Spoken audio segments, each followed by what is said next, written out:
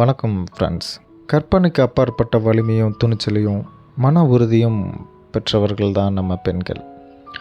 உளவியல் ரீதியாக அவங்க அடையிற வளர்ச்சியை வெளிப்படுத்துகிற கதை தான் இப்போ நான் உங்ககிட்ட சொல்கிறது. இது கிட்டத்தட்ட ஒரு உண்மை சம்பவமாகவே நீங்கள் பார்க்கலாம். ஏன்னா ஒரு பெண் தன்னம்பிக்கையால் உயர்ந்த கதை.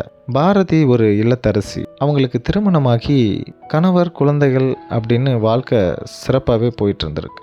ஒரு நாள் அவங்களோட கணவருக்கு வேலை மாற்றம் காரணமாக வேறு ஊருக்கு போக வேண்டிய சூழ்நிலை ஏற்பட்டிருக்கு. கணவரோட சம்பளம் மட்டும் போதாது அப்படிங்கிறதுனால பாரதியும் ஏதாவது ஒரு வேலை செய்யணும் அப்படின்னு நினச்சிருக்காங்க. ஆனால் அவங்க படித்து 10 ஆண்டுகளுக்கு மேலே ஆனதுனால தனக்கு வேலை கிடைக்குமா அப்படிங்கிறதுல ஒரு தன்னம்பிக்கை இல்லை. என்னால் முடியுமா அப்படிங்கிற ஒரு தயக்கமும் அவங்கக்கிட்ட நிறையவே இருந்தது. அப்படியே போனாலும் நம்மளை வேலைக்கு யாரும் சேர்த்துக்க மாட்டாங்களே அப்படிங்கிற ஒரு தாழ்வு மனப்பான்மை அவங்களுக்குள்ளே பேசிக்கிட்டே இருக்குது. அப்போது அவருடைய தோழி ஒருத்தர், நீ கல்லூரி காலத்திலேயே சிறப்பாக ஓவியம் வரைவியே, இப்போ ஏன் அதை தொடரக்கூடாதுன்னு சொல்லியிருக்காங்க.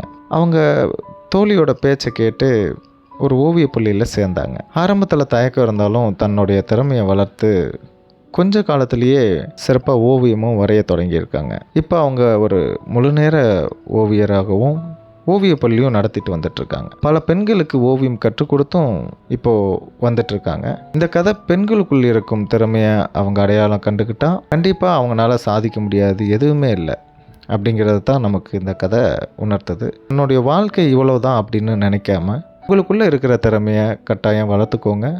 வெற்றி உங்கள் பக்கம். நன்றி.